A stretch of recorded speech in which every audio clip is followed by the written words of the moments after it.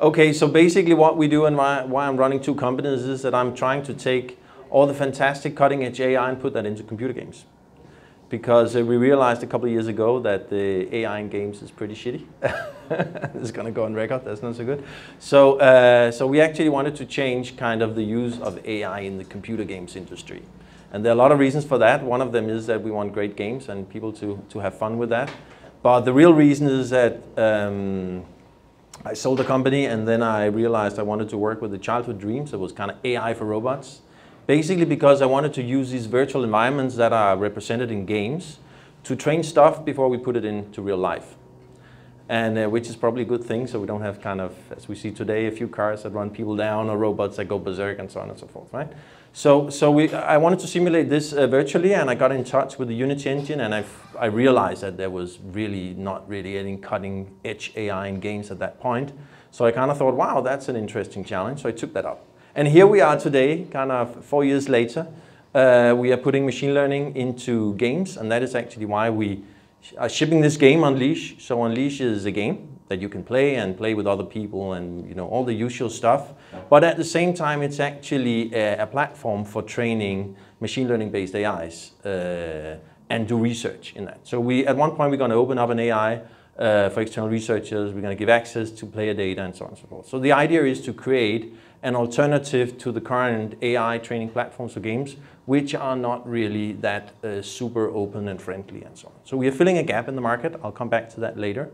And so if you're interested in this as a side project or you want to work with this on a professional level, check back with us so we can help you in that regard. So basically what I'm going to do today is I'm going to go in deep in what we're doing with AI and Unleash and what the problems are and so on. It's kind of to be very specific. And as I mentioned, what we're doing is that we're really applying AI. So I come from a research background. I put my hand up twice during the questioning. And we're basically trying to take what the PhDs, the researchers are developing in AI and applying it to real world problems in the sense that players will face all the limitations of AI inside the games. And so we're trying to find out what works, what doesn't work, and what are kind of the big challenges to get an idea about what is actually the state of the art of AI in these fields. Okay, so very short, it's two companies, Apex AI, we're currently two people, the CTO and I, and then we are 8 more people in the G-Sync studios that actually produce the game. So we have developers and art teams and all this kind of stuff. And we are currently getting a lot of investment and so on and hiring people and all this kind of stuff as usual for these kind of AI companies that have suddenly come into vogue. Now, so as I mentioned, one of the major problems I realized was that the gaming industry used to be cutting edge, right? We have kind of graphics chips and so on, GPUs that are being used for data crunching was, to a wide degree invented for the gaming industry. And now they're used in AI everywhere. Right? And then suddenly we realized that that cutting edge doesn't apply to AI, which kind of flabbergasted me. So we thought, hey, we need to get the gaming industry on top of this because we can actually do a lot of AI training inside these virtual environments and the engines are becoming really advanced and so on. But there are also a lot of other problems, particular to the gaming industry, that we also see in other industries. For example, debugging software can be quite expensive, but you can actually automate a lot of that using AI. And it's the same problem in the gaming industry.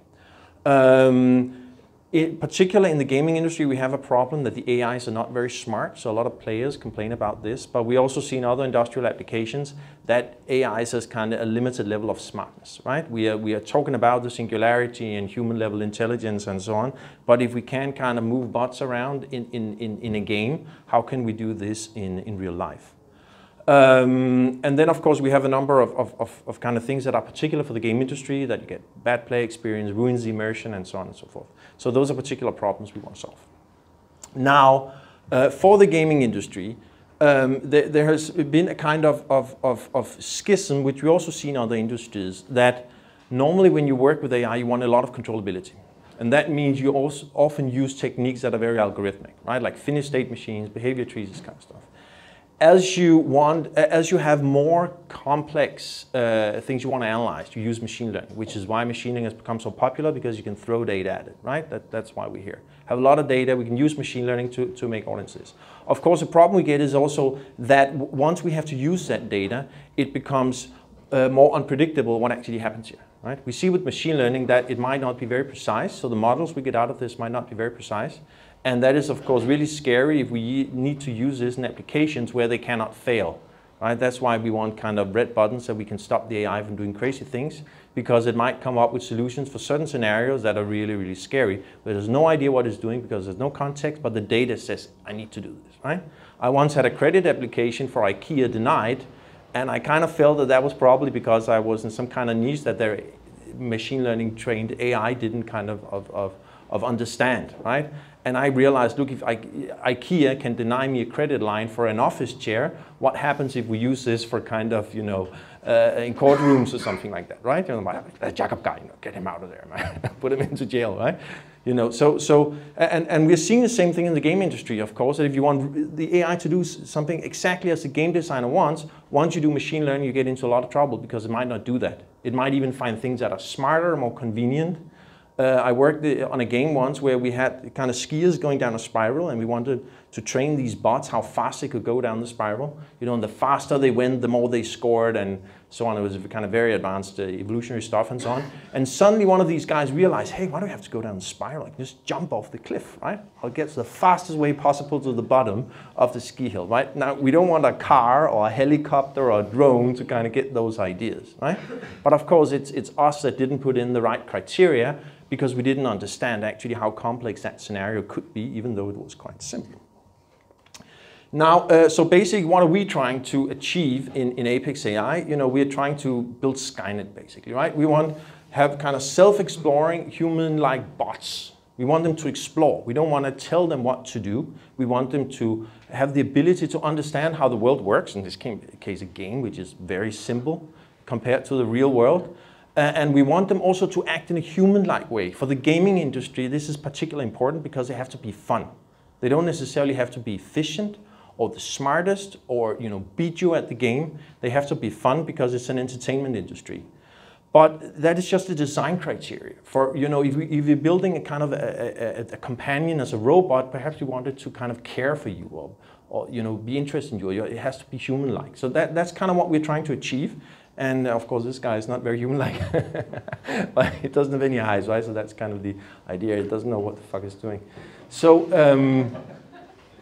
we experience that a lot. So now we did a game because we started by doing AI, and we spoke with all these AAA companies that are kind of building the really big games, and they didn't know what they were doing. I mean, there are a few of them now. They're kind of picking up machine learning, but they had no idea.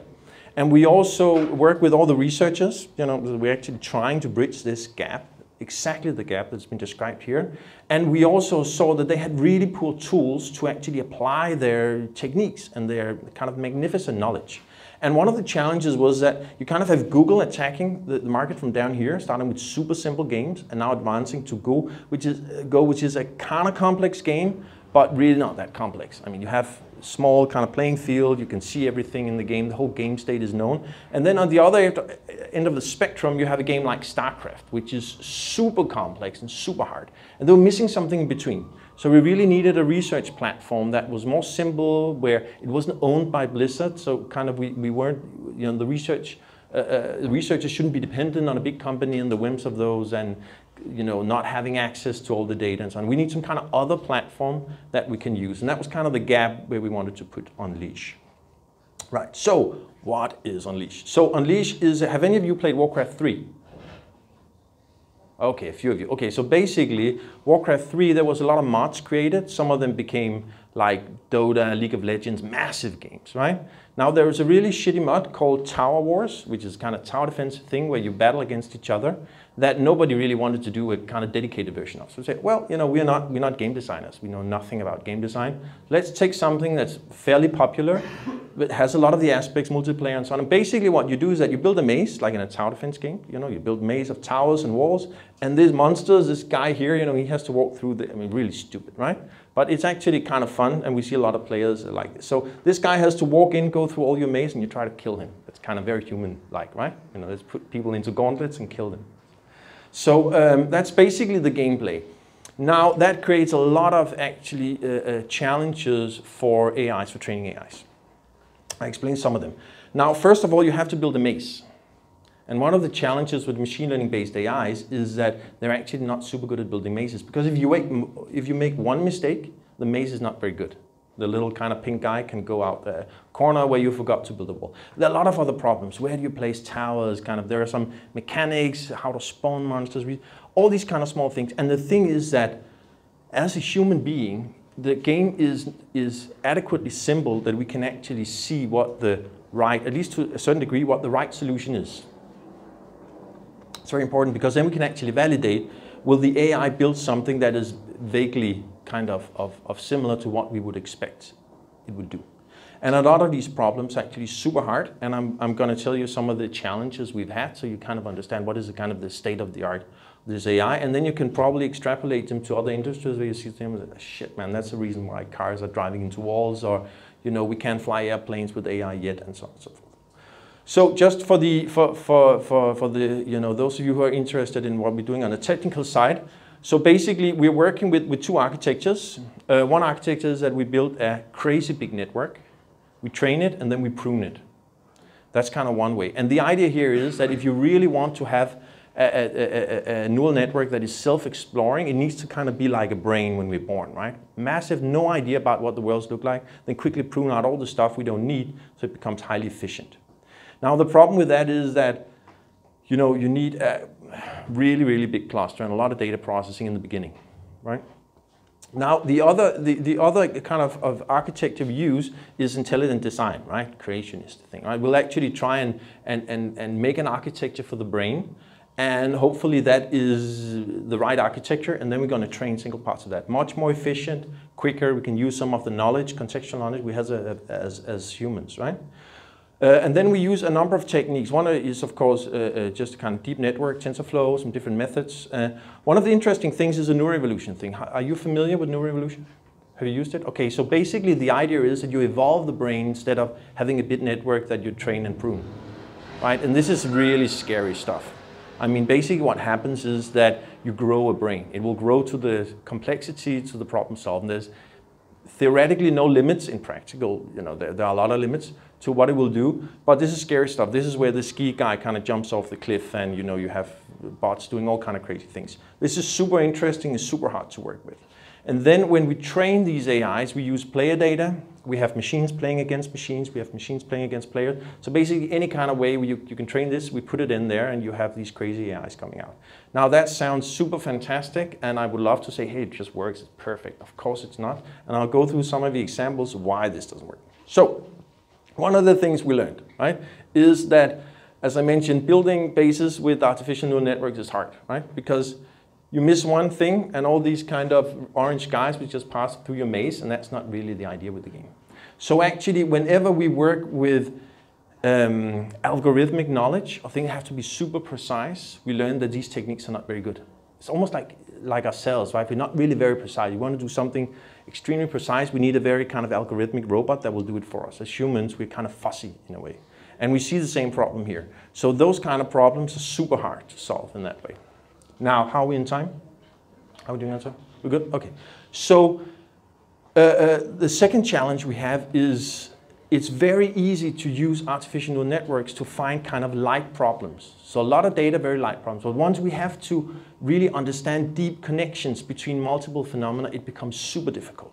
This is expressed in very nice in computer games, because we can have, for example, these combinations of monsters, for example.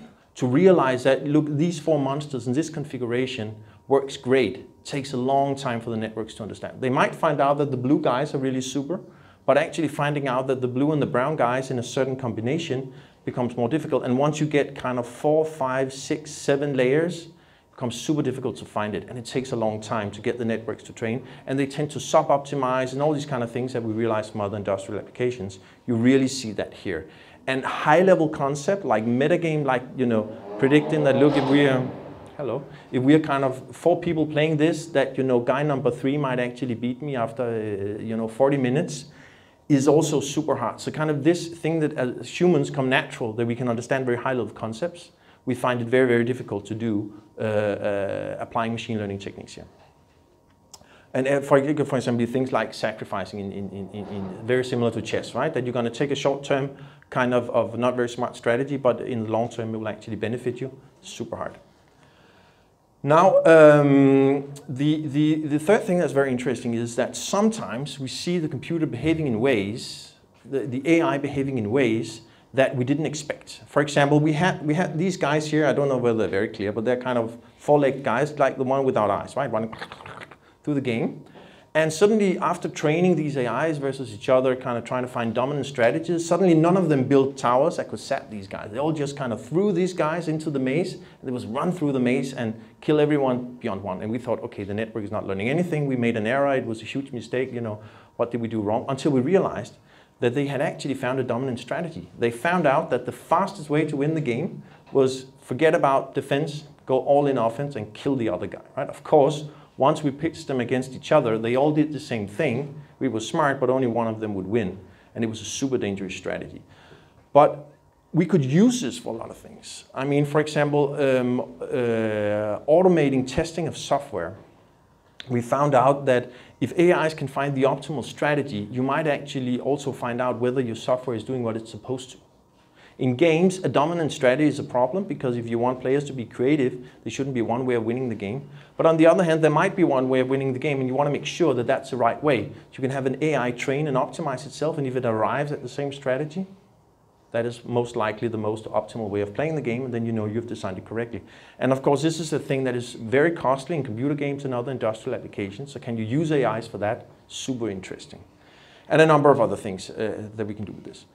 Now, the third learning was that since we can kind of understand what is good in the game state as humans, we can also try to delve into some of the bigger problems with training AIs. And one of them is reward systems.